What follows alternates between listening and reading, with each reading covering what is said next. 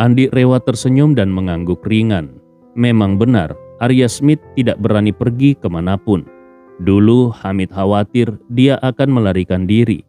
Tetapi sejak perang dimulai, Hamid tidak lagi khawatir. Kalau Arya Smith benar-benar berani melarikan diri, kemungkinan besar dia sudah ditembak mati oleh sniper musuh yang bersembunyi di sekitar. Bagaimanapun, setelah pasukan Galesong dipermalukan, mereka sudah bersumpah kalau tidak ada satupun makhluk hidup yang boleh keluar dari markas Hamid.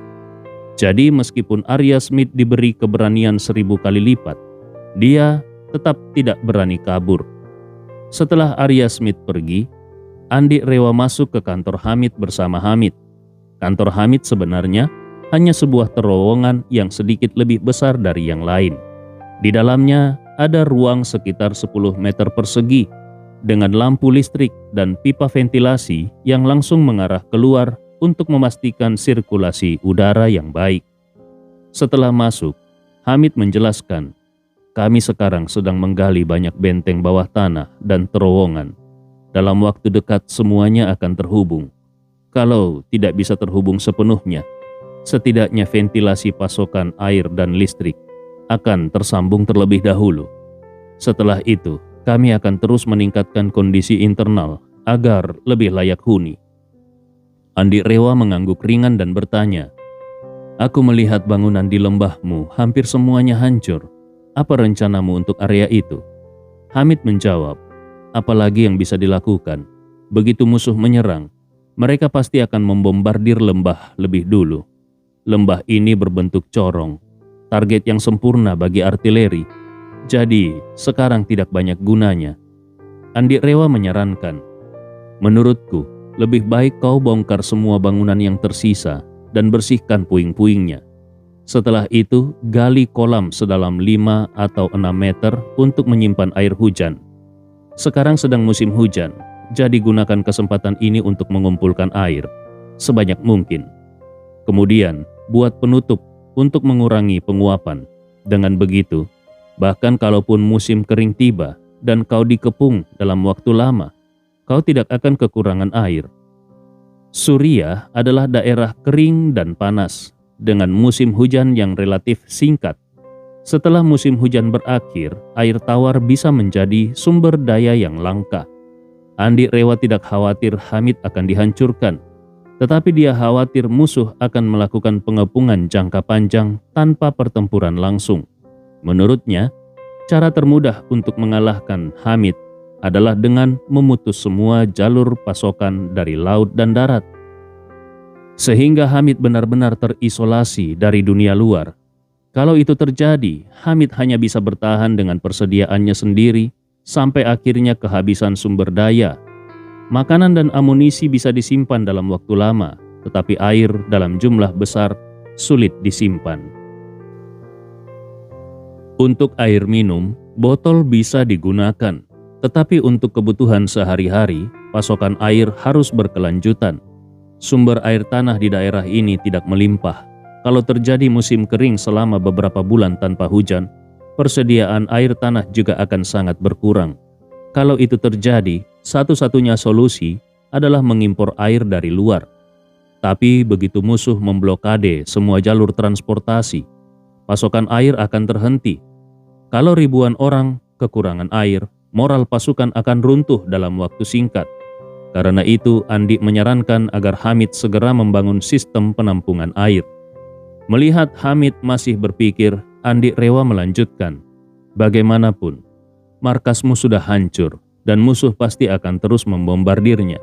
Lebih baik kau memanfaatkan situasi ini untuk membuat waduk bawah tanah sebagai persiapan untuk masa depan.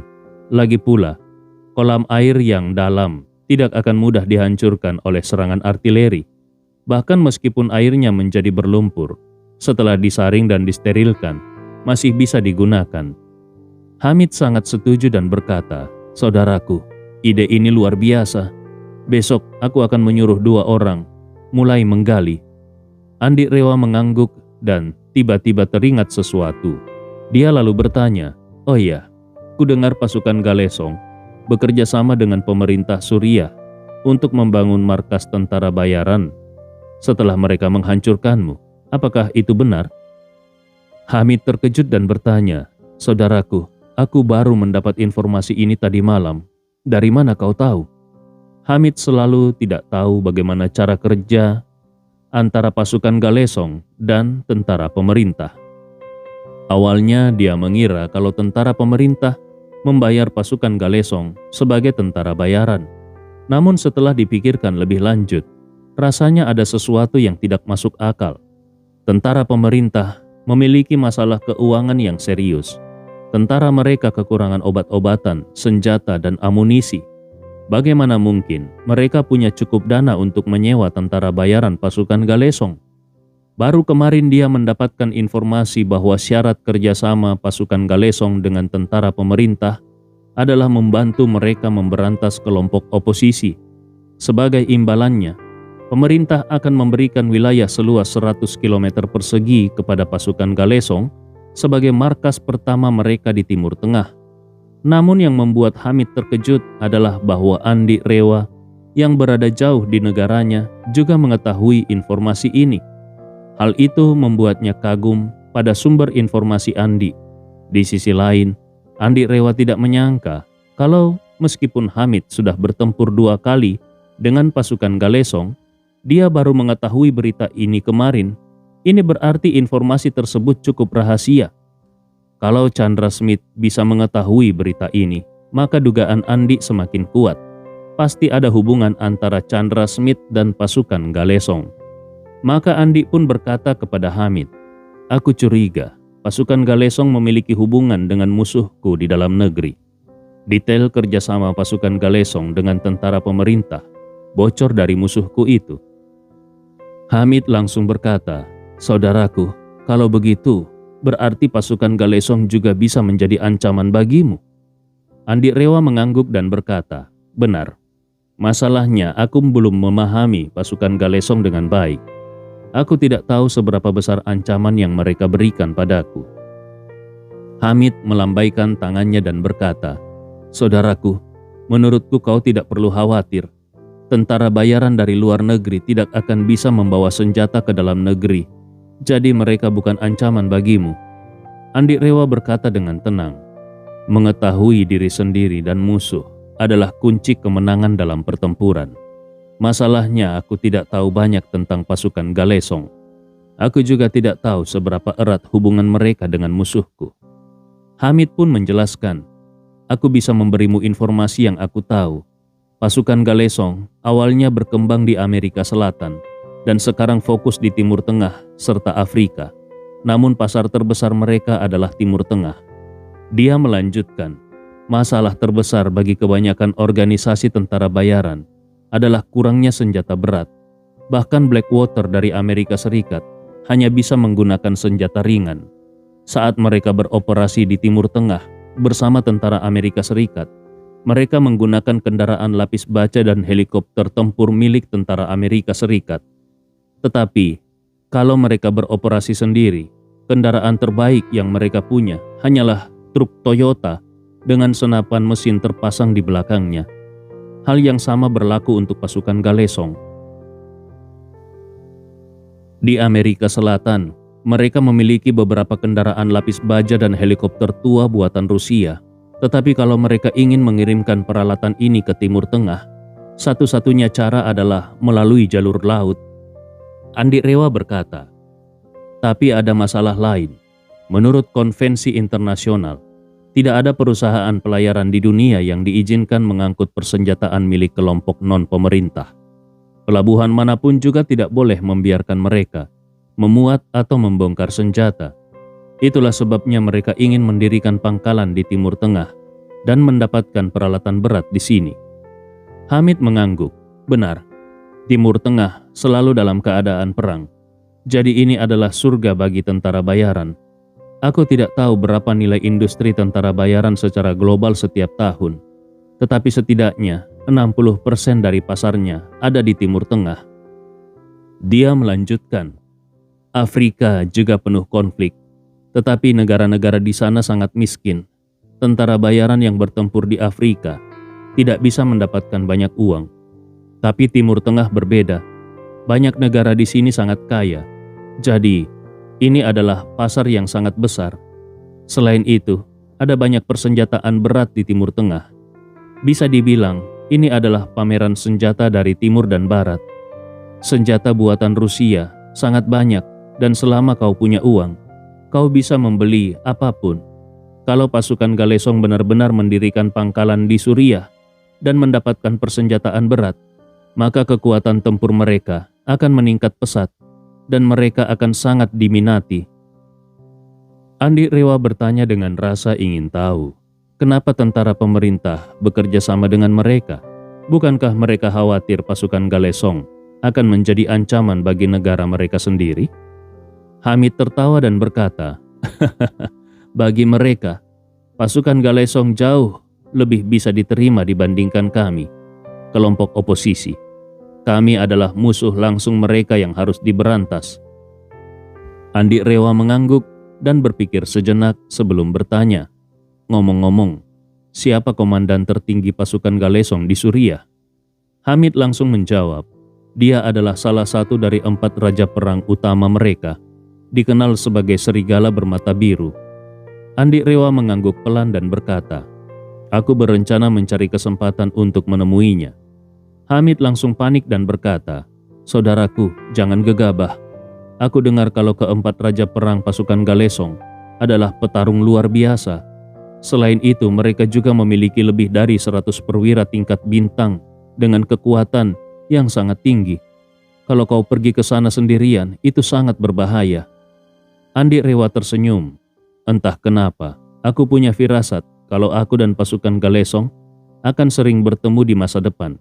Bahkan aku merasa mereka bisa menjadi musuh besarku. Kalau aku hanya berada di dalam negeri, tidak masalah. Tapi sekarang aku sudah ada di sini. Aku harus mencari tahu lebih banyak tentang mereka.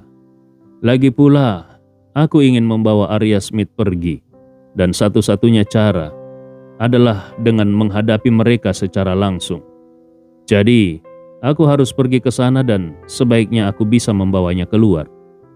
Hamid langsung cemas dan berkata, saudaraku, pasukan Galesong memiliki setidaknya 15.000 tentara di sekitar sini.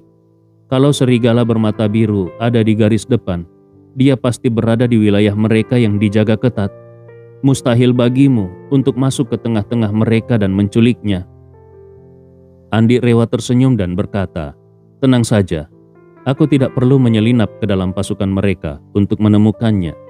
Aku bisa datang secara terang-terangan. Hamid terkejut dan berseru, apa? Kau gila? Kalau kau keluar dari sini, mereka pasti akan langsung menembakmu tanpa memberimu kesempatan untuk berbicara. Andi Rewa tersenyum, sabar, aku belum selesai bicara. Lalu dia melanjutkan, begini, hari ini kau sebarkan berita bahwa kau ingin mengadakan perundingan dengan mereka. Pembahasan perundingan ini bisa mencakup kemungkinan gencatan senjata atau bahkan kesediaanmu untuk menyerah dengan syarat tertentu.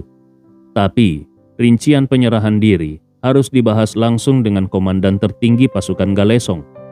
Aku yakin mereka akan tertarik.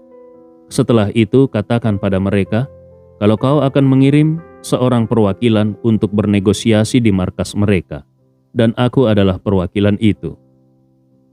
Andi Rewa berpikir, kalau dia benar-benar harus menyusup ke tengah ribuan pasukan untuk mencari keberadaan komandan tertinggi musuh, bahkan harus mengendalikannya, itu jelas tidak realistis. Belum lagi, sampai sekarang dia bahkan tidak tahu nama atau rupa komandan tersebut. Dengan lebih dari 10.000 orang di dalam sana, meskipun dia berhasil menyelinap masuk, kemungkinan besar dia butuh 1 atau 2 hari hanya untuk menemukan target dan memastikan identitasnya. Namun, kalau dilihat dari sudut pandang lain, masalah ini setidaknya tidaklah serumit itu. Dia bisa langsung menemui orang itu. Begitu mendengar hal ini, Hamid terkejut dan berseru, mana mungkin? Saudaraku, ini adalah misi yang hampir mustahil. Bagaimana mungkin kau mengambil risiko sebesar itu? Andi Rewa hanya tersenyum santai dan berkata, aku akan datang sebagai utusan negosiasi atas namamu dan bertemu dengan mereka secara terang-terangan. Apa yang membuatnya begitu berbahaya? Menurutmu mereka akan membunuhku? Hamid langsung berkata, itu bukan tidak mungkin. Mereka sangat membenciku. Bisa saja mereka melampiaskan kemarahan mereka kepadamu. Andi Rewa tersenyum. Tidak akan. Ribuan tahun yang lalu sudah ada aturan bahwa dalam peperangan, utusan tidak boleh dibunuh. Ini adalah prinsip dasar yang masih dijunjung tinggi di seluruh dunia. Sama seperti Konvensi Jenewa yang melarang pembunuhan tenaga medis di medan perang. Kau juga tahu nasib dua negara fasis dari Perang Dunia II yang mengabaikan konvensi ini, bukan? Dia melanjutkan, pasukan Galesong sudah berkembang sejauh ini dan berencana untuk menetap di Timur Tengah. Mereka pasti mematuhi prinsip-prinsip dasar ini. Hamid menghela nafas dan berkata, tapi mereka mungkin tidak ingin bernegosiasi denganku. Sikap mereka sangat jelas. Mereka ingin bertarung sampai akhir. Mereka bahkan sudah bersumpah tidak akan membiarkan satupun dari kami selamat. Bahkan seekor tikus pun tidak akan dibiarkan pergi. Andi Rewa tersenyum. Ancaman seperti itu tidak ada artinya. Faktanya, kondisi saat ini tidak menguntungkan mereka. Dia melanjutkan analisanya. Dari luar, kelihatannya kau yang dalam posisi sulit. Tetapi sebenarnya yang lebih dirugikan adalah pasukan Galesong dan tentara pemerintah. Hamid tampak khawatir dan berkata, saudaraku, sejujurnya aku juga tidak terlalu yakin. Waktu persiapanku sangat terbatas, sehingga persediaan yang aku miliki belum cukup untuk bertahan 3 tahun seperti yang kau sarankan. Sekarang jumlah pasukanku bertambah menjadi hampir 10.000 orang. Yang berarti konsumsi sumber daya juga meningkat. Aku mungkin hanya bisa bertahan 1,5 tahun.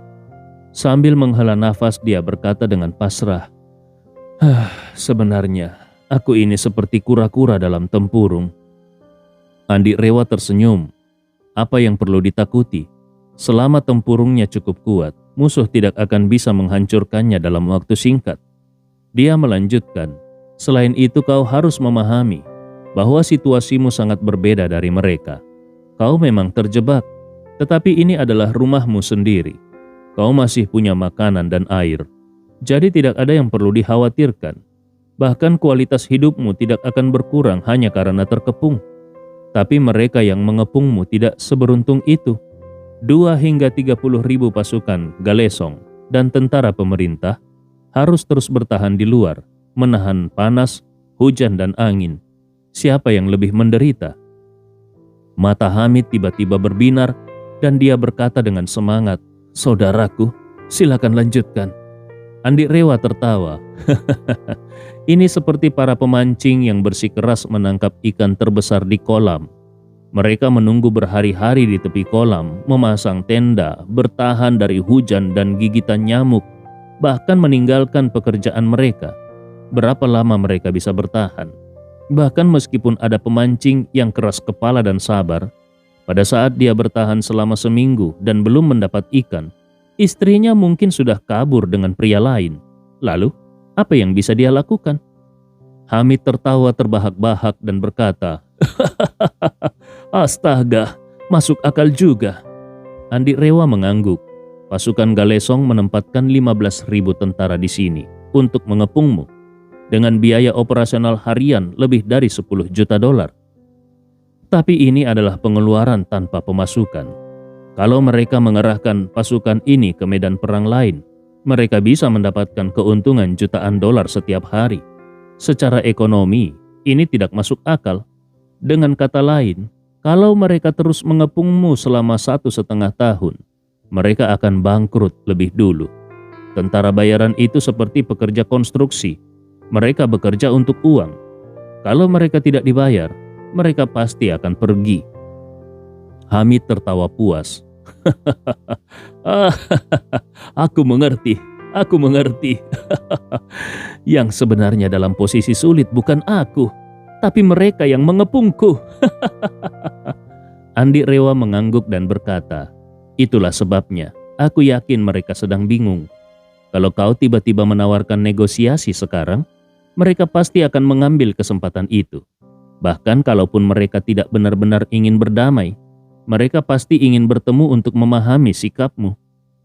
Hamid setuju dan berkata, "Baik, aku akan segera mencari saluran untuk menghubungi mereka dan melihat apakah mereka mau bernegosiasi."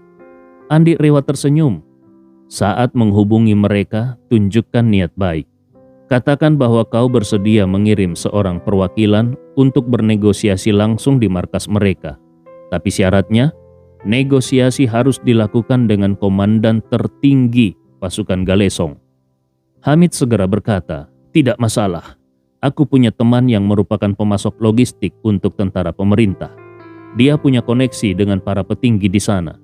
Aku bisa meminta dia untuk menyampaikan pesan ini."